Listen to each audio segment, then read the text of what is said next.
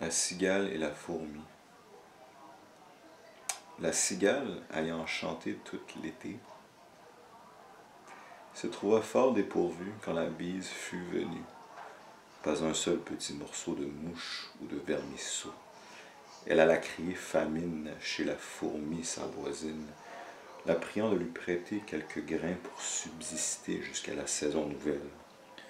Je vous paierai, lui dit-elle, avant loup, foi d'animal, intérêt principal. La fourmi n'est pas prêteuse, c'est là son moindre défaut. Que faisiez-vous au temps chaud dit-elle à cette emprunteuse. Nuit et jour, à tout venant, je chantoie, ne vous déplaise. Vous chantiez, j'en suis fort aise. Eh bien, dansez maintenant. Fait qu'on comprend bien ici que la cigale a chanté tout l'été. Donc ça c'est une métaphore pour le fait qu'elle s'est pogné le beigne. Elle a glandé, elle n'a rien crissé. En autre mot, elle n'a pas travaillé.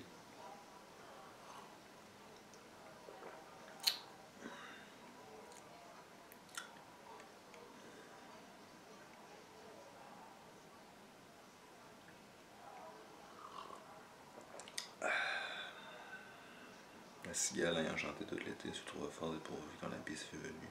Pas sur ce petit morceau de mouche ou de vermisseau, elle alla crier famine chez la fourmi sa voisine, en priant de lui prêter quelques grains pour subsister jusqu'à la saison nouvelle.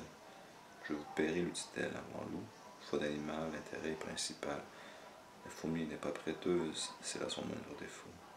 Que faisiez-vous au temps chaud dit-elle à cette emprunteuse. Nuit et jour, en tout venant, je chantois, ne vous déplaise. Vous chantiez, j'en suis fort aise. Eh bien, dansez maintenant. Danse, ma cigale.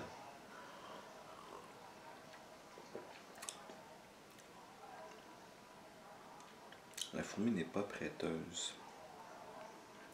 C'est sous-entendu à cause de la nature de la fourmi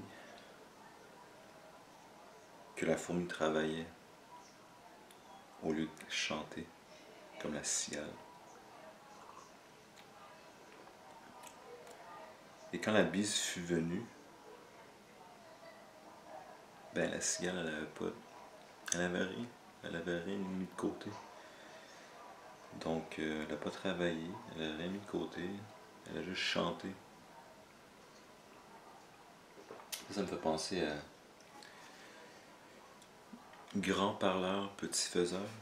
Fait que la cigale, elle arrêtait pas de fucking ouvrir sa gueule pour chanter, puis elle a fait aucun travail. Tandis que la fourmi, elle, travaillait. Puis maintenant, cigale, fucking danse, man, puis ferme ta fucking gueule, puis en autre mot, meurs. Fait que la morale de l'histoire, c'est que au lieu de parler, travaille. Ça revient à un dicton, je crois, qui est libertarien. En anglais, c'est There's no such thing as a free lunch. Puis si je ne m'abuse, il y a un chapitre dans The Moon is a harsh mistress de Robert Heinlein, l'auteur de Starship Troopers.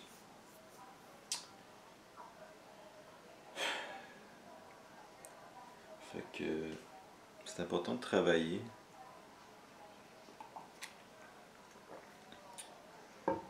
En anglais, il y a un terme, ben, j'ai pas trouvé le terme en français, c'est delayed gratification. Ça veut dire que tu délais tes plaisirs et tu sacrifies des choses, dans le moment présent, les petits plaisirs de la vie dans le moment présent en prévision de l'avenir. Et je me rappelle d'une expérience que des scientifiques ou des psychologues avaient fait. Et l'expérience était en fait qu'ils mettaient, je pense, une guimauve ou un Oreo, un Whippet ou peu importe, dans une pièce, sur une table. Et c'était une expérience qu'il faisait avec des enfants. Et il disait à l'enfant, tu as deux options. Soit tu rentres dans la pièce, tu manges une guimauve, ou t'attends, t'en manges pas, puis le lendemain, on t'en donne 5. Une affaire comme ça.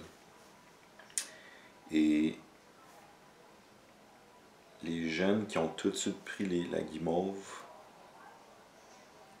ben en fait, ils ont suivi la vie de ces jeunes-là, puis les jeunes qui avaient pris la guimauve, il y avait juste une pire vie que ceux qui avaient attendu. Fait que c'est important de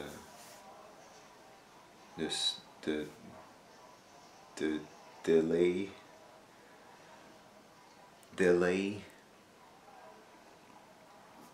Si t'as un plan, des fois il faut que tu fasses des sacrifices dans le présent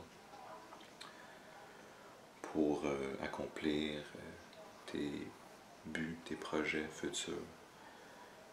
Puis dans le cas, ça c'est peut-être un cas de finance, je veux dire, si tu es tout le temps en train d'acheter tout ce que tu veux à l'instant que tu le veux, à l'instant que tu le vois, puis là tu te demandes pourquoi tu as plein de dettes, puis plein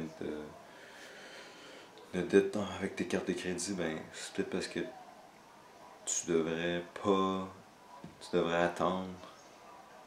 Et moi ce que je fais personnellement, c'est que, mettons que je sais que je veux un truc, je l'écris dans mon to-do list, mais aussi en corrélation, je l'écris à une date spécifique sur mon calendrier, souvent suite à un chèque de paye.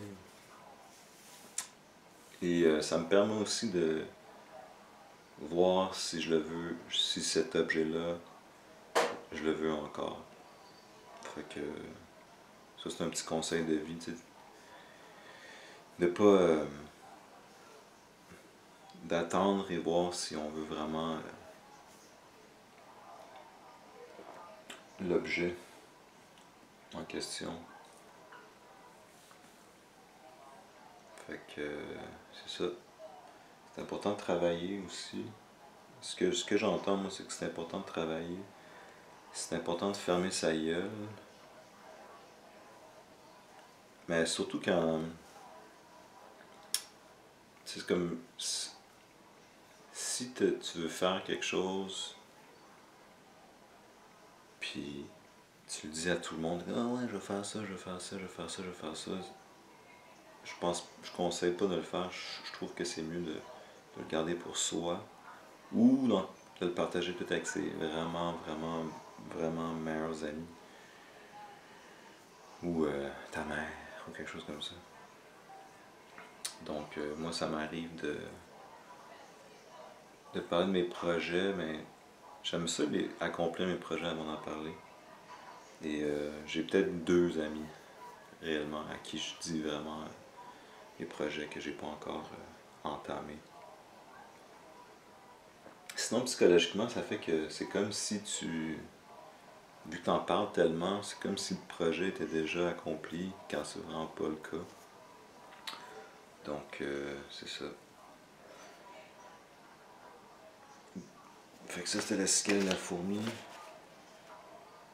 Faut prévoir, faut pas juste fucking être tout le temps YOLO. Ok, c'est le fun, je vais en faire un autre. J'aime que ça n'a pas rapport, au début j'ai répété 2 fois là. Parce qu'en fait c'est que j'avais pas vu comme la fourmi, ça dit pas qu'elle a travaillé.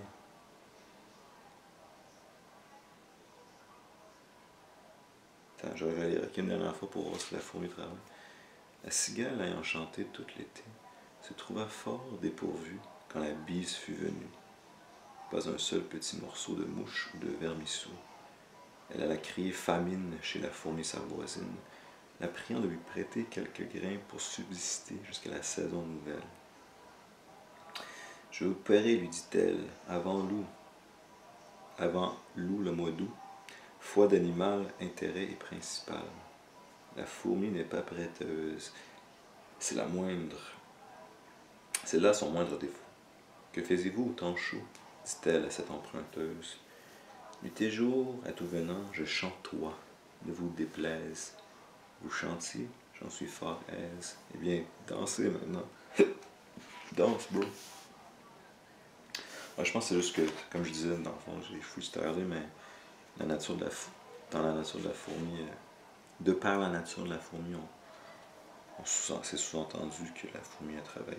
Puis si la cigale va voir la fourmi, mais ça veut dire qu'elle a des réserves pour la bise. La bise, qui est l'hiver, I guess, la bise. Fait que je vais commencer une nouvelle série. J'essaie de tout lire, parce qu'il y en a plein que je connais pas. On dirait qu'on connaît juste les trois premiers. Les trois premiers, c'est la cigale, la fourmi, le corbeau et le renard. L'autre, la troisième, c'est la grenouille qui se veut faire aussi grosse que le bœuf.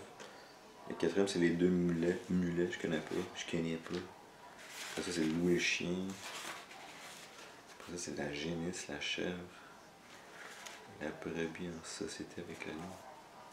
7, la besace.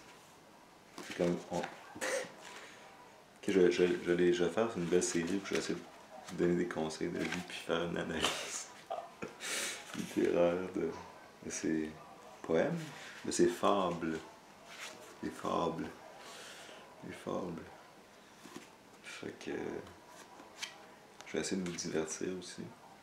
Mais tu sais, je commence à avoir un peu de vécu et un peu de sagesse, donc peut-être qu'à travers ces fables, je vais pouvoir vous donner des conseils. Et je vais essayer de faire des vidéos pas trop longues. Je fais tout le temps des vidéos fucking longues. Whatever, Macaris. Fait que ça, c'est la cigale et la fourmi, épisode 1 de cette nouvelle série. Les fables de La Fontaine. Analyse littéraire importante et conseils de vie. Ciao, gangsters.